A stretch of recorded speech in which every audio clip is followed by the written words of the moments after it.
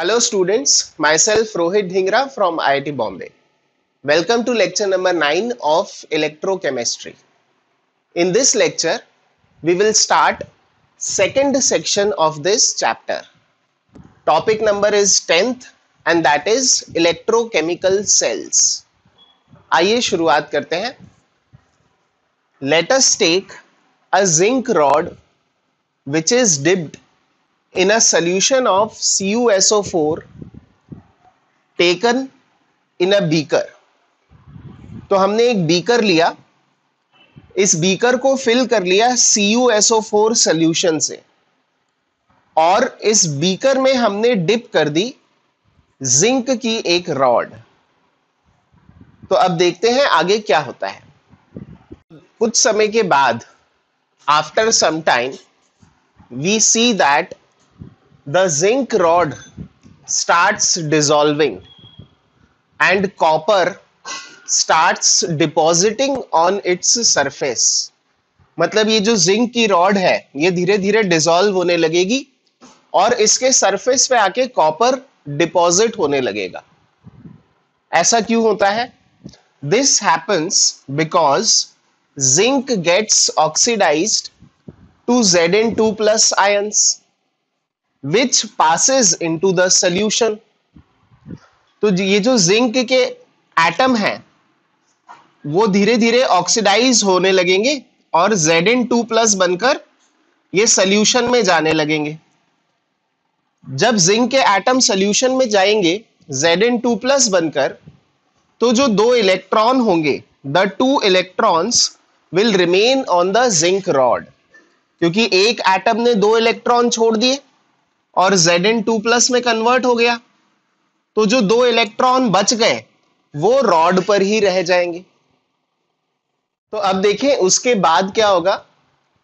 Then Cu2+ ion from the solution takes up these two electrons to form Cu which deposits on the zinc rod. जैसे ही zinc oxidise होकर Zn2+ बना था तो उसने दो electron छोड़ दिए थे यहां पर रॉड के ऊपर. अब जो Cu2+ आयंस हैं सॉल्यूशन में, वो Cu2+ आयन इन दोनों इलेक्ट्रॉन को ले लेंगे और दोनों इलेक्ट्रॉन लेकर वो बना देंगे Cu और जो Cu बनेगा वो इस रॉड के ऊपर डिपॉजिट हो जाएगा एज कॉपर मेटल. तो ओवरऑल रिएक्शन की अगर हम बात करें तो जिंक ऑक्सीडाइज होकर Zn2+ बन जाएगा, वहीं कॉपर 2+ ये रिड्यूस होकर कॉपर बना लेगा.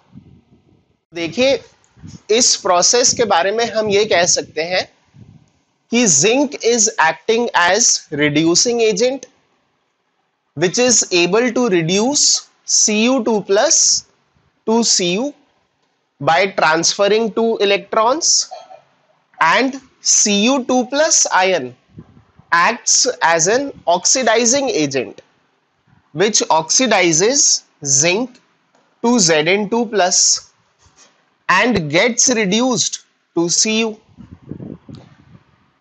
In this case there is a direct transfer of electrons from zinc rod to Cu2+ ion and some heat is also evolved. तो इलेक्ट्रॉन्स का ट्रांसफर डायरेक्ट हो रहा है, जिंक रॉड से इलेक्ट्रॉन्स ट्रांसफर हो रहे हैं कॉपर 2+ आयन की तरफ. ऑल्सो इस प्रोसेस के दौरान कुछ हीट भी रिलीज होगी. जैसे ही हमने जिंक रॉड को डिप करा CuSO4 सॉल्यूशन में, तो जब प्रोसेस टेक प्लेस होगा यानी जिंक रॉड डिसॉल्व होगी और कॉपर डिपॉजिट होगा, इस प्रोसेस के दौरान कुछ हीट भी इवॉल्व होगी. अब आगे देखें. The above experiment is slightly modified in a manner that for the same redox reaction transfer of electrons takes place indirectly. पहले क्या किया था, अगर CuSO4 के सॉल्यूशन में जिंक रॉड हमने डिप कर दी थी तो डायरेक्ट ट्रांसफर ऑफ इलेक्ट्रॉन्स हो रहा था. बट अब हमने इस एक्सपेरिमेंट को कुछ इस तरह से मॉडिफाई किया कि for the same redox reaction transfer of electrons takes place indirectly and the heat of the reaction is converted into electrical energy. So for this it is necessary to separate the zinc rod from CuSO4 solution. आप ऐसा तो अब नहीं कर सकते कि CuSO4 solution में zinc rod आपने डिप कर दी सिंपली। यहां पर जरूरी है कि जिंक रॉड को CuSO4 सॉल्यूशन से हमें सेपरेट करना होगा। Such cells in which the oxidized and reduced species are separated and connected through electrical wires are called electrochemical cells. ऐसे सेल्स जिसमें जो ऑक्सीडाइज हो रही है स्पीशीज और जो रिड्यूस हो रही है स्पीशीज वो एक दूसरे से सेपरेटेड है and they are connected through electrical wires are called electrochemical cells. देखिए हम कह सकते हैं कि electrochemical cells are the cells in which chemical energy is transformed into electrical energy। अगर रिएक्शन एक ही बीकर में होता, मतलब जैसा मैंने आपको पहला एक्सपेरिमेंट बताया था कि CuSO4 सॉल्यूशन में जिंक रॉड डिप कर दी, अगर वैसा ही रिएक्शन होता तब केमिकल एनर्जी किस में कन्वर्ट हो रही थी? हीट एनर्जी में। पर अगर हम ऑक्सीडाइज्ड स्पीशीज और रिड्यूस्ड स्पीशीज को एक दूसरे से सेपरेट कर दें with the help of electrical wires, तब जो केमिकल एनर्जी है वो किस में कन्वर्ट हो जाएंगी? इलेक्ट्रिक करंट में, ना कि हीट में। तो electrochemical cells are the cells in which chemical energy is transformed into electrical energy. This means that chemical reactions produce electric current, यानी इलेक्ट्रोकेमिकल सेल्स में केमिकल रिएक्शंस की वजह से इलेक्ट्रिक करंट प्रोड्यूस होगा। अगर आप याद कीजिए इलेक्ट्रोलिटिक सेल हमने पहले पढ़ा था, इलेक्ट्रोलिटिक सेल में क्या होता था? वहां पर हम इलेक्ट्रिक करंट पास करते थे जिसकी वजह से केमिकल रिएक्शन होता था। यहां पर क्या होता है? केमिकल रिएक्शन के होने की वजह से इलेक्ट्रिक करंट प्रोड्यूस होता है। So this is the principle of this is the use of electrochemical cells. Electrochemical cells में इलेक्ट्रिक करंट प्रोड्यूस होता है ड्यू टू केमिकल रिएक्शंस। देखते हैं इलेक्ट्रोकेमिकल सेल बनता किस तरह से है। An electrochemical cell consist of two half cells और electrodes. The electrodes are metallic conductors dipped in an electrolyte which is an ionic conductor dissolved in water। तो कोई भी इलेक्ट्रोड कैसे बनता है? It is made by metallic conductor dipped in an electrolyte. और electrolyte क्या होता है? इलेक्ट्रोलाइट होता है ionic conductor dissolved in water. A metallic rod and it's electrolyte comprise N electrode और हाफ सेल कंपार्टमेंट। तो दो हाफ सेल होते हैं या फिर कह सकते हो दो इलेक्ट्रोड होते हैं। और कोई भी इलेक्ट्रोड कैसे बनता है? By dipping a metallic conductor in an electrolyte. और इलेक्ट्रोलाइट्स क्या होते हैं? Electrolytes are ionic conductors dissolved in water. तो देखिए कोई भी इलेक्ट्रोकेमिकल सेल दो इलेक्ट्रोड से बना होता है। The two electrodes may share the same और डिफरेंट इलेक्ट्रोलाइट। दोनों इलेक्ट्रोड्स का जो इलेक्ट्रोलाइट है वो सेम भी हो सकता है, अलग अलग भी हो सकता है। The various kinds of electrodes used are, तो ये अलग अलग टाइप के इलेक्ट्रोड्स यूज होते हैं। पहला है metal dash metal ion electrode, दूसरा है gas dash gas ion electrode, तीसरा है रेडॉक्स इलेक्ट्रोड, और चौथा है metal dash insoluble metal salt dash अनायन electrode. तो ये 4 टाइप के इलेक्ट्रोड होते हैं। इनके बारे में ज्यादा डिटेल में हम एक सेपरेट सेक्शन में लेटर देखेंगे। अभी बस इनका नाम जानना ही हमारे लिए काफी है। okay? In a given electrochemical cell, combination of any of the 2 electrodes can be used. जो 4 इलेक्ट्रोड मैंने अभी आपको बताए थे, उन 4 इलेक्ट्रोड में से कोई से भी 2 इलेक्ट्रोड्स का कॉम्बिनेशन यूज किया जा सकता है to form the electrochemical cell. The cell may even contain same type of electrodes, दोनों इलेक्ट्रोड सेम टाइप के भी हो सकते हैं with different concentration of electrolytes. एकदम सेम तो नहीं हो सकते हैं, टाइप जरूर उनका सेम हो सकता है, पर जो इलेक्ट्रोलाइट का कंसंट्रेशन है कम से कम वो तो अलग होना ही चाहिए। सब सेम होगा तो सेल वर्क नहीं करेगा ना। So the cell may even contain same type of electrodes with different concentration of electrolytes. When an inert metal is part of the electrode, inert metal जैसे platinum, तो when an inert metal is part of the electrode, it acts as a source of electrons but does not take part in the reaction. जैसे platinum अगर electrode का एक part है, कोई भी electrode में एक मेटालिक कंडक्टर तो होता ही है। सपोज जो मेटालिक कंडक्टर है वो प्लैटिनम का बना है, तो यहां पर ये जो इनर्ट मेटल है, जो प्लैटिनम है, वो रिएक्शन में पार्ट नहीं लेगा, मतलब वो ऑक्सीडाइज या रिड्यूस वगैरह नहीं होगा, वो सिर्फ एक इलेक्ट्रॉन के सोर्स की तरह एक्ट करेगा, या कह सकते हैं सोर्स और सिंक की तरह एक्ट करेगा। मतलब वो इलेक्ट्रॉन को सिर्फ कंडक्ट करने में मदद करेगा, एक कंडक्टर की तरह काम करेगा, खुद वो रिएक्शन में पार्टिसिपेट नहीं करेगा।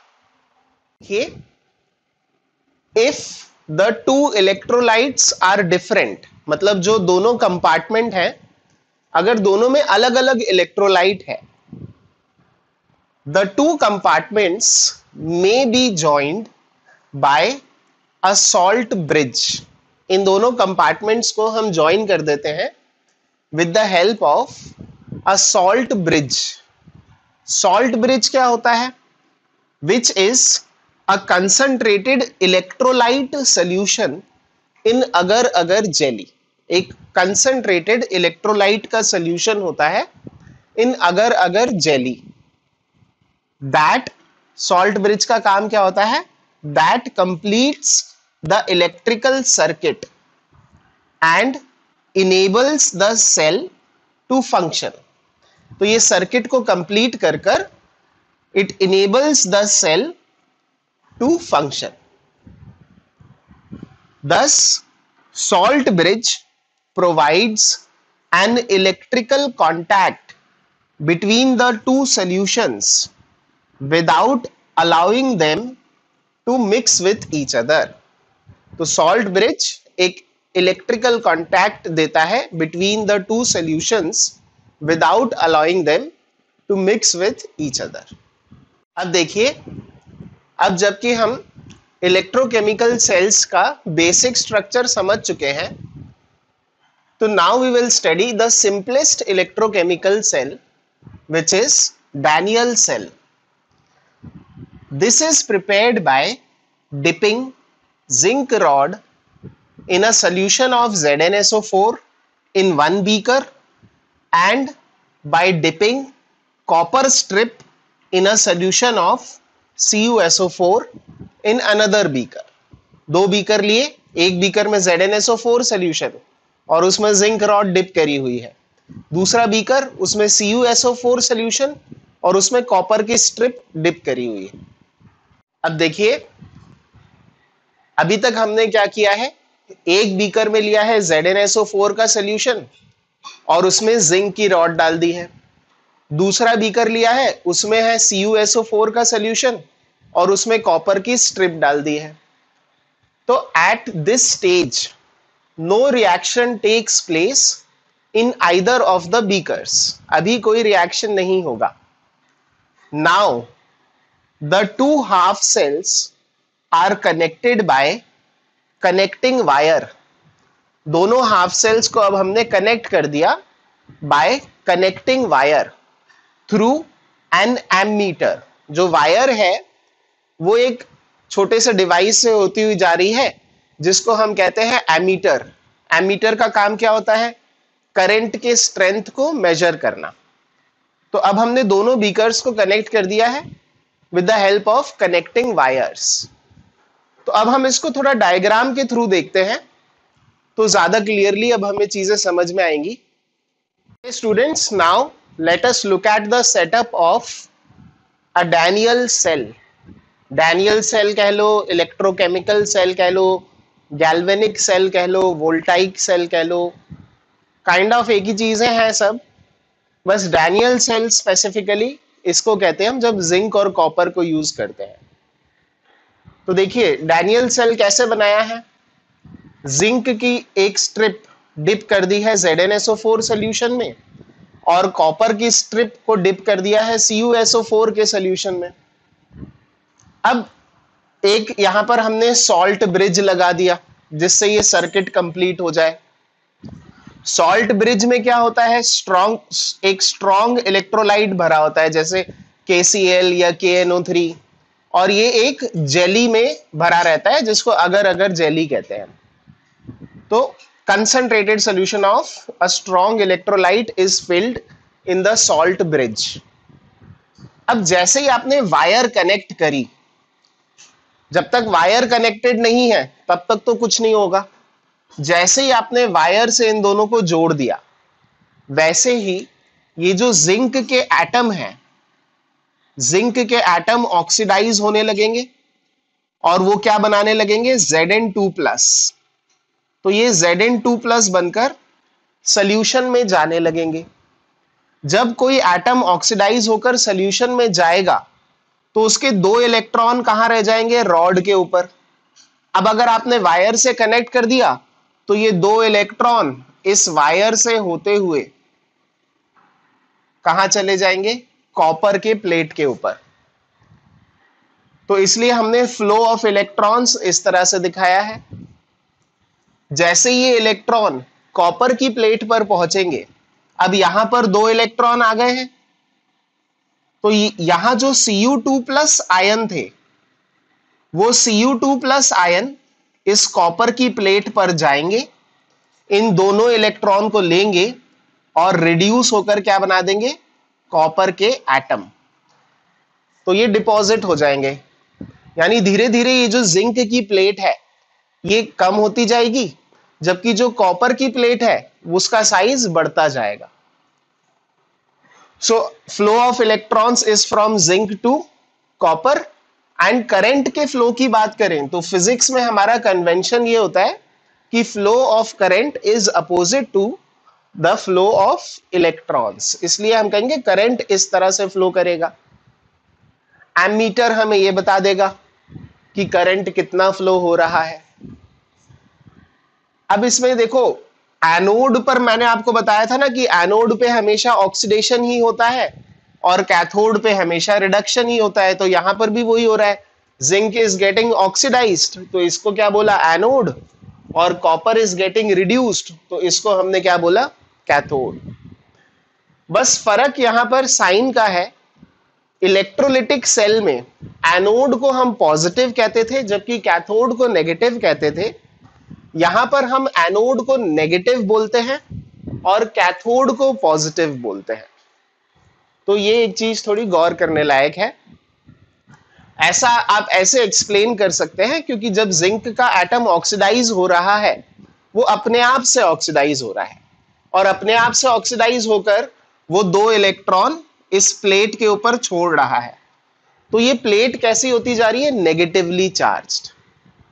क्योंकि इलेक्ट्रॉन अगर इस प्लेट पर इलेक्ट्रॉन होंगे तो प्लेट का साइन कैसा होगा? नेगेटिव ही होगा। और इस प्लेट पर इलेक्ट्रॉन एंटर कर रहे हैं इसलिए इस प्लेट का साइन कैसा होगा? पॉजिटिव होगा। So signs are different.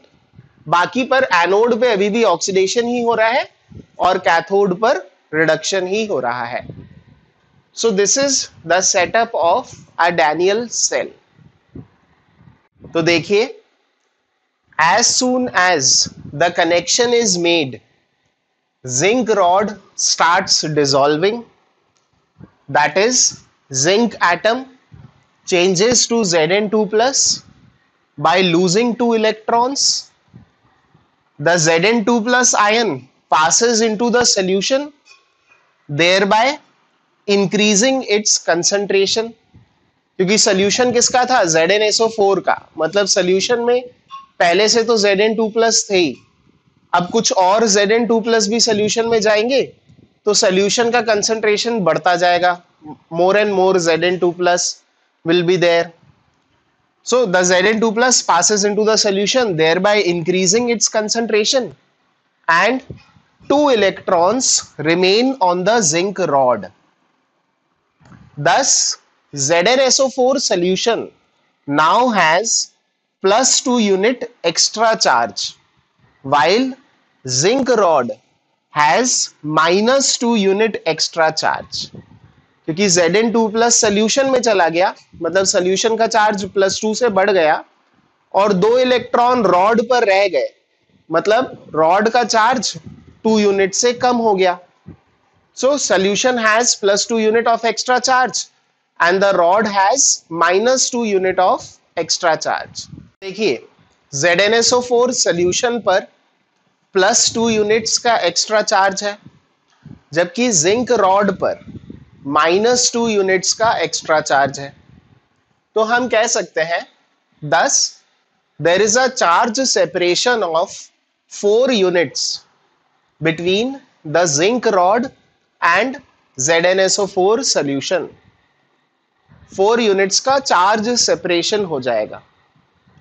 This charge separation develops a potential. Physics में आपने इलेक्ट्रोस्टैटिक्स चैप्टर में ये बात पढ़ी होगी कि अगर चार्जेस एक दूसरे से सेपरेटेड हैं बाय सम डिस्टेंस तो एक पोटेंशियल डेवलप हो जाता है। So this charge separation develops a potential referred as oxidation potential since oxidation takes place on this electrode। इस इलेक्ट्रोड पे क्या हो रहा है? जिंक ऑक्सीडाइज हो रहा है तो इसलिए इस पोटेंशियल को हम ऑक्सीडेशन पोटेंशियल कहते हैं। The potential is called standard oxidation potential if the concentration of Zn2 plus in this solution is 1 molar. तो ऑक्सीडेशन पोटेंशियल किसी भी जनरल कंसंट्रेशन के लिए बोला जाता है और अगर Zn2 प्लस का कंसंट्रेशन 1 मोलर है तो उसको हम स्टैंडर्ड ऑक्सीडेशन पोटेंशियल कहते हैं। पर ये पोटेंशियल क्यों आया? पोटेंशियल इसलिए आया क्योंकि एक चार्ज सेपरेशन हुआ। जिंक ऑक्सीडाइज होकर Zn2 प्लस बनकर सोल्यूशन में चला गया जबकि 2 इलेक्ट्रॉन रॉड पर रह गए मतलब रॉड पर आ गया -2 चार्ज जबकि सोल्यूशन पे आ गया +2 चार्ज।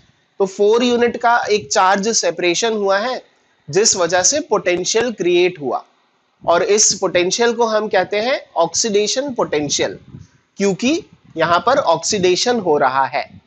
हाँ, अगर Zn2 प्लस का कंसंट्रेशन 1 मोलर मेंटेन्ड है तो उसको ऑक्सीडेशन पोटेंशियल की जगह फिर क्या कहने लगते हैं?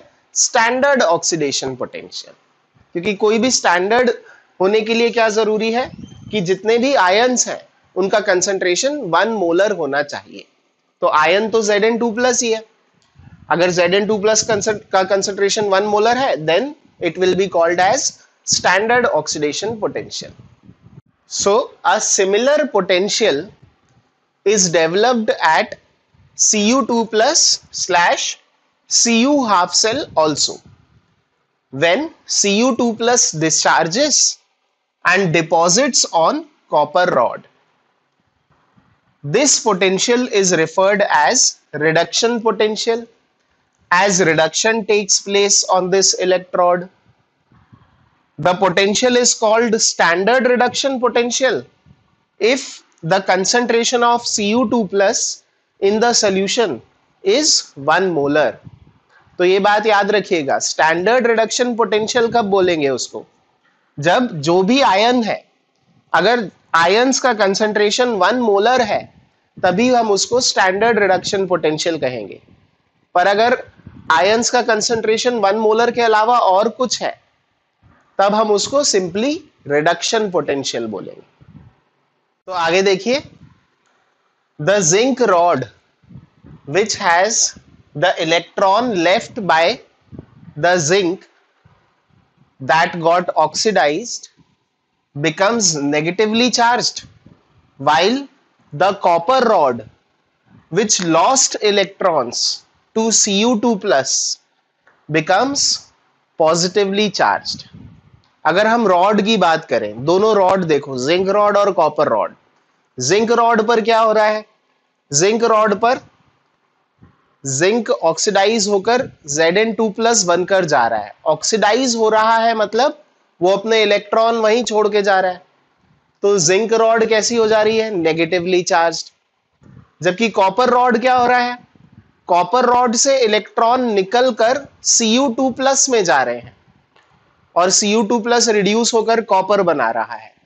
तो सिंस कॉपर रॉड से इलेक्ट्रॉन बाहर निकल रहे हैं तो कॉपर रॉड कैसी बन जाएगी, the copper rod which lost electron to Cu2+ becomes positively charged.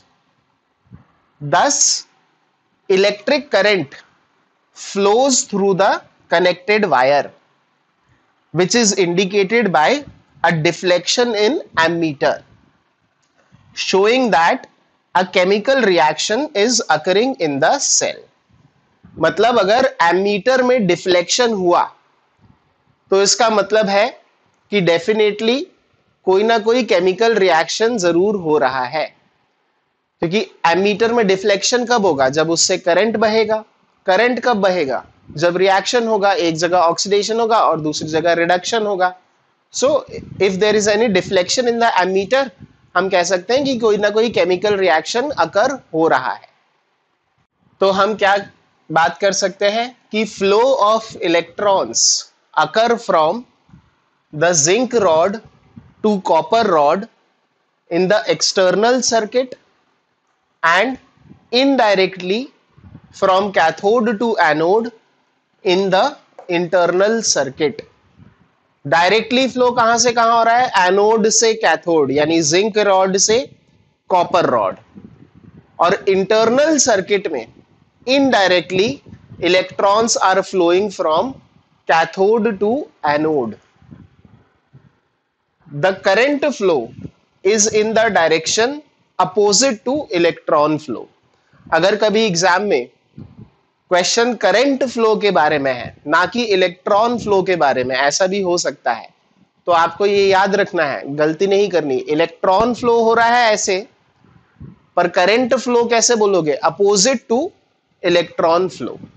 So the reactions occurring at the two electrodes are, anode पर zinc is going to Zn2+ और कैथोड पर Cu2+ is going to Cu, यानी anode पर oxidation और cathode पर reduction. सोचा आपने कि रिएक्शन ओवर क्यों हो जाएगा पहले ही? सो आंसर है, as the zinc rod dissolves, let us say 1 mole of zinc atom dissolves to form Zn2+, which passes into the solution, and 2 mole of electrons remain on the rod. अगर 1 mole of zinc oxidize हो गया तो 2 mole of electrons remain on the rod. Thus rod becomes negatively charged and the solution becomes positively charged. जैसे जैसे time बीतता जाएगा, with the passage of time, the solution becomes so much positively charged that any zinc atom getting oxidized and trying to get into the solution would be repelled by the solution, and thus the oxidation of zinc stops. ये बात clear हुई? जैसे कुछ zinc atom oxidise होकर solution में चले गए, अब सोल्यूशन पर कैसा चार्ज हो गया? Positive charge.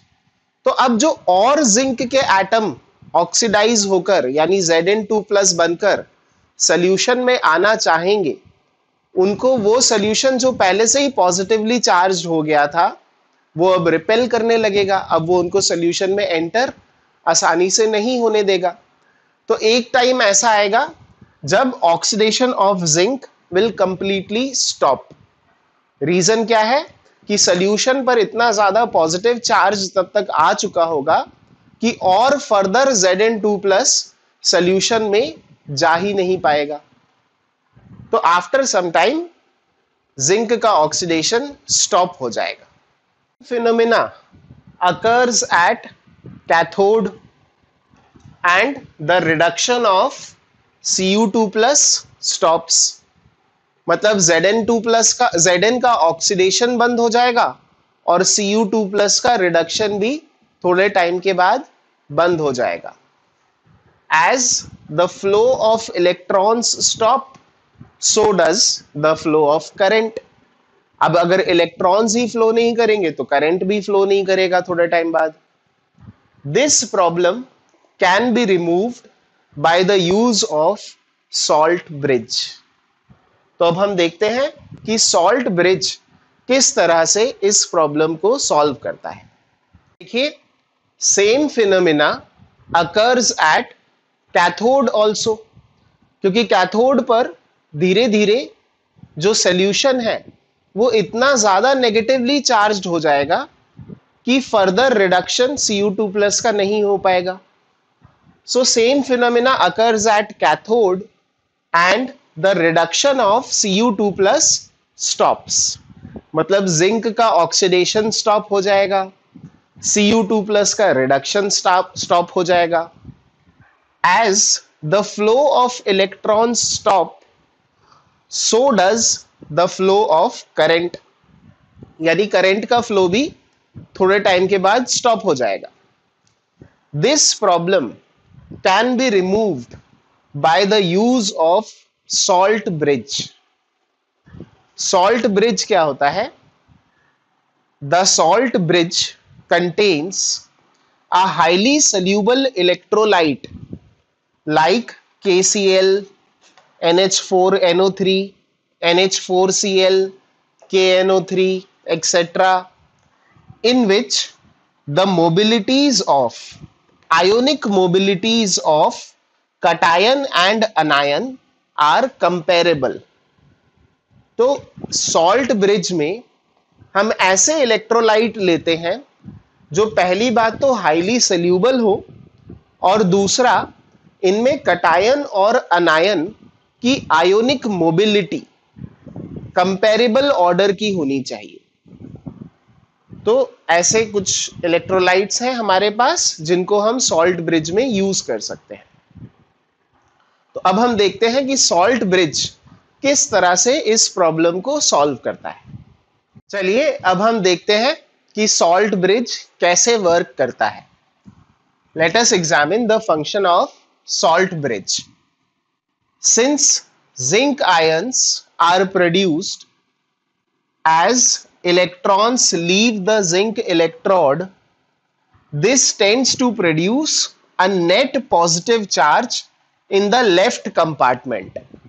Left compartment कौन सा होता है? एनोड. तो लेफ्ट कंपार्टमेंट में Zn2+ के आने की वजह से एक नेट पॉजिटिव चार्ज क्रिएट हो जाएगा या अक्यूमुलेट हो जाएगा. The salt bridge then throws anions having equivalent charge into the solution to maintain electrical neutrality. क्योंकि लेफ्ट कंपार्टमेंट में excess of positive charge create होने की वजह से ही तो प्रॉब्लम थी. तो सॉल्ट ब्रिज क्या करेगा, अनायंस हैविंग इक्विवेलेंट चार्ज उनको वो सेंड कर देगा एनोड कंपार्टमेंट में टू मेंटेन इलेक्ट्रिकल न्यूट्रलिटी. मान लेते हैं सॉल्ट ब्रिज में हमारा इलेक्ट्रोलाइट है KCl और एनोड कंपार्टमेंट में Zn2+ की अधिकता है. तो KCl में से Cl- आयन निकलकर एनोड कंपार्टमेंट में चले जाएंगे to maintain electrical neutrality. Now let us examine the function of salt bridge. Since zinc ions are produced as electrons leave the zinc electrode, this tends to produce a net positive charge in the left compartment. तो ये हम पहले ही बात कर चुके हैं. जो left compartment है यानी एनोड जो है, एनोड पर कुछ net positive charge in the form of Zn2+ accumulate हो जाएगा. Now, the salt bridge then throws anions having equivalent charge. तो अगर मान लीजिए 1 मोल ऑफ Zn2+ है एनोड कंपार्टमेंट में. अच्छा, और मान लेते हैं सॉल्ट ब्रिज में जो इलेक्ट्रोलाइट है वो है सपोज KCl. तो 1 मोल Zn2+ पर कितना चार्ज है, +2 मोल जितना चार्ज है. तो इसलिए KCl में से 2 मोल ऑफ Cl- निकलकर एनोड कंपार्टमेंट में एंटर कर जाएंगे. ऐसा करने से क्या होगा, जो एनोड कंपार्टमेंट है उसका नेट चार्ज वापस से 0 हो जाएगा. So the salt bridge then throws anions having equivalent charge into the solution to maintain electrical neutrality. तो सॉल्ट ब्रिज का काम क्या है, वो जो एक्सेस ऑफ पॉजिटिव चार्ज इकट्ठा हो रहा था एनोड के सॉल्यूशन में, उस एक्सेस पॉजिटिव चार्ज को न्यूट्रलाइज कर देना. और वो काम कैसा करेगा, कैसे करेगा सॉल्ट ब्रिज. सॉल्ट ब्रिज में जो इलेक्ट्रोलाइट है उसमें से अनायन निकलकर एनोड कंपार्टमेंट में एंटर कर जाएंगे. जितना Zn2+ था उतना ही नेगेटिव चार्ज वाले अनायन एनोड में एंटर कर जाएंगे ताकि इलेक्ट्रिकल न्यूट्रलिटी बनी रहे. सो thus the salt bridge keeps the solution neutral by passing appropriate amounts of cations or anions to the two half cells. क्योंकि सॉल्ट के पास तो K+ और Cl- दोनों ही है ना, तो वो दोनों ही सेल को न्यूट्रल मेंटेन रखता है by passing appropriate amounts of cations or anions to the two half cells. Thus, the purpose of the salt bridge is to prevent any net charge accumulation in either compartment. दोनों ही compartment में से कहीं पर भी net charge accumulation ना हो, ये prevent करना किसका काम है, सॉल्ट ब्रिज का काम है. और सॉल्ट ब्रिज ये कैसे करता है, by passing appropriate amounts of cation और anions to the two half cells. देखिए, the salt bridge does not participate chemically in the cell reaction, but it is essential for the cell to operate. यानी chemically salt bridge participate नहीं करता है, but इसका होना जरूरी है for the cell to operate. With the use of salt bridge, the flow of electrons becomes continuous and the cell continues to operate. तो salt bridge का यूज करने से इलेक्ट्रॉन्स कंटिन्यूअसली फ्लो करते रहते हैं और cell continues to operate. Next अब हम बात करेंगे the cell notation of an electrochemical cell. किसी भी सेल को शॉर्ट में रिप्रेजेंट करने के लिए उसका कुछ ना कुछ नोटेशन होने की जरूरत होती है ताकि आप एक सेल को शॉर्ट में रिप्रेजेंट कर पाओ। तो किसी भी इलेक्ट्रोकेमिकल सेल का सेल नोटेशन लिखने के लिए there are a set of rules which we must follow. Now let us look at them. सबसे पहला रूल है anode is written on the left side and cathode is written on the right side. यानी left side पर जो oxidise हो रहा है उनको लिखोगे आप, और राइट साइड पर जो रिड्यूस हो रहे हैं उनको लिखेंगे। Second rule is phase boundaries are written by vertical bar और स्लैश। तो अलग अलग फेज में जो भी ऑब्जेक्ट्स हैं, अलग अलग फेज को हम रिप्रेजेंट करेंगे बाय वर्टिकल बार और slash. Third rule is concentration of the electrolytes in the anode and cathode must be written in parenthesis। यानी ब्रैकेट्स में लिखना होगा जो भी इलेक्ट्रोलाइट्स हैं, चाहे एनोड पर या कैथोड पर जो भी इलेक्ट्रोलाइट्स हैं उनका कंसंट्रेशन हम ब्रैकेट में मेंशन करेंगे। Rule number 4 is in case of a gas the partial pressure is to be mentioned in ATM और मिलीमीटर HG। अगर कहीं पे भी कोई गैस इन्वॉल्व है तो उसका पार्शियल प्रेशर हमें लिखना होगा इन ATM और millimetre HG। Rule number 5 is a comma is used to separate two chemical species present in the same solution. So if two chemical species are present in the same solution, so they are separated by using a comma। 6 देखते हैं। A double vertical line, that is दो vertical line इस तरह से denotes that a salt bridge is present।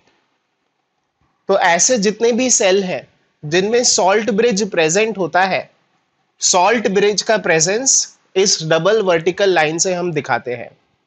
और याद रखिए, जरूरी नहीं है कि हर इलेक्ट्रोकेमिकल सेल में सॉल्ट ब्रिज का उपयोग हो। कुछ इलेक्ट्रोकेमिकल सेल ऐसे भी होते हैं जिसमें इलेक्ट्रोलाइट कॉमन होता है एनोड और कैथोड में। तो ऐसे इलेक्ट्रोकेमिकल सेल्स में सॉल्ट ब्रिज की जरूरत नहीं होती है।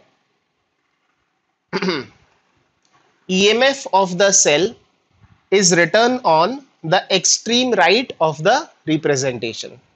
मतलब एक बार सारा सेल नोटेशन लिख लिया तो उसके एक्सट्रीम राइट में हम सेल का EMF मेंशन कर देते हैं। तो अब कुछ एग्जांपल्स देखते हैं। Regarding the cell notations. सबसे पहले हम डैनियल सेल वाला एग्जांपल ले रहे हैं। यहां पर एनोड पर क्या होता है, जिंक कन्वर्ट होता है Zn2+ में। कैथोड पे क्या होता है, Cu2+ कन्वर्ट होता है Cu में।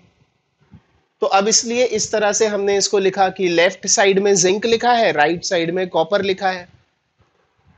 अब जिंक इज द सॉलिड, तो उसका कंसंट्रेशन तो लिखने की जरूरत नहीं है। ZnSO4 इज द इलेक्ट्रोलाइट, यानी एक सोल्यूशन है, तो उसका कंसंट्रेशन हमने ब्रैकेट में लिख दिया। इन दोनों के बीच में एक वर्टिकल लाइन इसलिए है क्योंकि इन दोनों का फेज अलग अलग है। फिर यहां पर बीच में सॉल्ट ब्रिज इंडिकेट किया है बाय डबल वर्टिकल लाइन।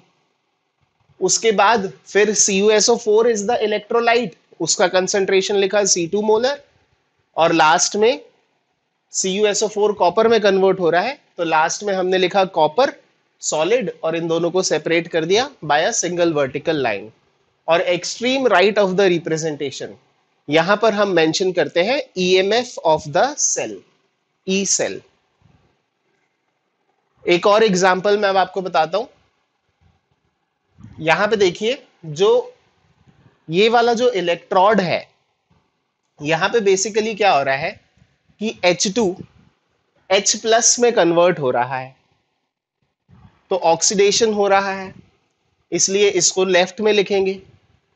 पर यहां पर जो मेटल है, मेटल इलेक्ट्रोड, वो है प्लैटिनम। ऐसा क्यों? क्योंकि ना तो H2 ना HCl, ये दोनों में से कोई भी मेटालिक कंडक्टर का काम तो नहीं कर सकता ना।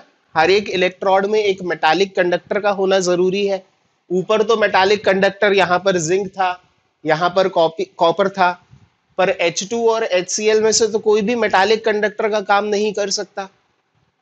इसलिए हमने यहां पर एक इनर्ट मेटल को मेटालिक कंडक्टर के रूप में लिया है, ताकि वो खुद तो पार्टिसिपेट ना करे रिएक्शन में, पर इलेक्ट्रॉन्स को कंडक्ट करने का काम वो कर दे। So platinum is written on the left. Platinum is a inert electrode, inert metal, ये खुद पार्टिसिपेट नहीं करेगा। फिर एक single vertical line H2, H2 gas है तो उसका प्रेशर लिख दिया P1 ATM। फिर एक और सिंगल वर्टिकल लाइन HCl, ये इलेक्ट्रोलाइट है, इसका कंसंट्रेशन लिख दिया C मोलर। राइट साइड में क्या हो रहा है? AgCl रिड्यूस हो रहा है Ag में। इसको आप ऐसे नहीं कहेंगे कि Ag प्लस रिड्यूस हो रहा है Ag में। ऐसा क्यों? क्योंकि AgCl is a sparingly soluble salt, तो Ag प्लस नहीं लिखूंगा मैं इसको। AgCl आसानी से कोई Ag प्लस नहीं दे देता है, तो इसलिए पूरा पूरा AgCl ही लिखना जरूरी है। तो यहां पर हम लिखेंगे AgCl solid is converting into Ag solid. और AgCl और Ag के बीच में यहां पर भी एक वर्टिकल लाइन बनाई है। कई बच्चों को ये डाउट होता है कि ये तो दोनों ही सॉलिड हैं, तो ये तो सेम फेज में होंगे। ऐसा नहीं है। देखो, सॉलिड, लिक्विड और गैस, ये तो डेफिनेटली अलग अलग फेज है, पर सॉलिड में भी अलग अलग फेज हो सकते हैं। अगर अलग अलग कंपाउंड है तो सॉलिड में ये दोनों अलग अलग फेज में कहलाते हैं। ठीक है? So this is how the cell representation is given. Last में E' सेल लिखा हुआ है। अब आप यहां देख सकते हैं कि कहीं पे भी सॉल्ट ब्रिज मेंशन नहीं किया है। ऐसा क्यों? In some cell representations, such as in second one, the salt bridge is not indicated, which implies that the electrolyte is common to both anode and cathode compartments. यानी दोनों compartments में एक ही तो इलेक्ट्रोलाइट है, और वो कौन है? HCl। यहां पर तो दोनों सॉलिड ही है ना, तो HCl is a common electrolyte for both anode and cathode compartments. तो ऐसे सेल में हमें सॉल्ट ब्रिज की जरूरत नहीं पड़ती है, इसलिए यहां पर भी कोई सॉल्ट ब्रिज इंडिकेट नहीं किया गया। ऑफ अ सेल नोटेशन, देखिए अब यहां पर एनोड पर क्या हो रहा है? Fe2 प्लस Fe3 प्लस में ऑक्सीडाइज हो रहा है, तो इसलिए इसको लेफ्ट साइड में लिखा। ना ही Fe2 प्लस ना ही Fe3 प्लस, दोनों में से कोई भी मेटल तो नहीं है ना, दोनों ही आयन है। तो यहां पर इलेक्ट्रोड के रूप में हमने फिर से एक इनर्ट मेटल को ले लिया, प्लैटिनम को। Fe2 प्लस का कंसंट्रेशन लिख दिया C1 मोलर, Fe3 प्लस का C2 मोलर। प्लैटिनम और इन दोनों के बीच में एक वर्टिकल लाइन है, क्योंकि प्लैटिनम सॉलिड है, ये सब सोल्यूशन में है। फिर अब ये एक ही सोल्यूशन में दो दो स्पीशीज है ना, तो इसलिए कॉमा से इन दोनों को सेपरेट कर दिया। जितनी केमिकल स्पीशीज होती हैं, अगर वो एक ही सोल्यूशन में होती हैं तो उनको कॉमा से सेपरेट करते हैं। फिर double vertical line, this represents the presence of a salt bridge. अगर सॉल्ट ब्रिज है, इसका मतलब इलेक्ट्रोलाइट इन दोनों में कॉमन नहीं है। यहां पर बात करें तो Ag plus is reducing into Ag। Ag plus का कंसंट्रेशन C मोलर, और वर्टिकल लाइन से Ag को सेपरेट कर दिया। अब यहां पर एक चीज ध्यान दीजिए कि हमने Ag प्लस लिखा है, तो ये Ag प्लस कहां से आ रहा होगा?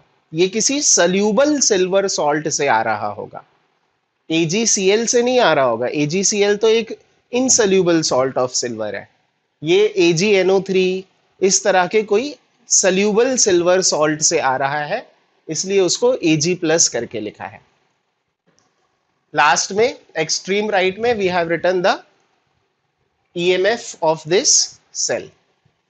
So hopefully things are clear to you. अगर आपके पास इस तरह से कुछ रिएक्शन दिया हुआ है या सेल नोटेशन दिया हुआ है और अगर आपको बोला जाए कि सेल रिएक्शन लिखकर बताइए, तो बहुत ही इजी काम है। देखो एनोड पर क्या हो रहा है, एट एनोड हम देखकर बोल सकते हैं कि Fe2+ is oxidising into Fe3+ +1 electron, ये एनोड रिएक्शन हो गया। कैथोड पर क्या हो रहा है, Ag+ is reducing to give Ag, तो वो एक इलेक्ट्रॉन लेकर Ag बना रहा है। अगर ओवरऑल सेल रिएक्शन लिखना होगा तो सिंस यहां पर और यहां पर दोनों जगह इलेक्ट्रॉन तो पहले से ही सेम है, तो हम सिंपली इनको ऐड कर सकते हैं। हाँ, अगर इलेक्ट्रॉन अलग होते, मान लीजिए यहाँ 2 होते, यहाँ 3 होते, तो इसको 3 से मल्टीप्लाई करते, इसको 2 से मल्टीप्लाई करते, फिर ऐड कर देते। यहाँ पर तो दोनों तरफ इलेक्ट्रॉन सेम है, सिंपली आप इनको ऐड कर दो। Fe2+ plus Ag+ gives Fe3+ plus Ag, and this is the overall cell reaction. So cell notation को देखकर सेल रिएक्शन लिखना तो इजी ही है, एंड सेल नोटेशन में जो जो इंपॉर्टेंट रूल्स मैंने आपको बताए थे, अगर आप उनको याद रखेंगे तो सेल नोटेशन आप इजीली लिख सकते हैं और समझ सकते हैं। So that's it for this lecture. इस लेक्चर में हमने इलेक्ट्रोकेमिकल सेल्स के बारे में पढ़ा। नेक्स्ट लेक्चर में we will read about Nernst equation. Thank you.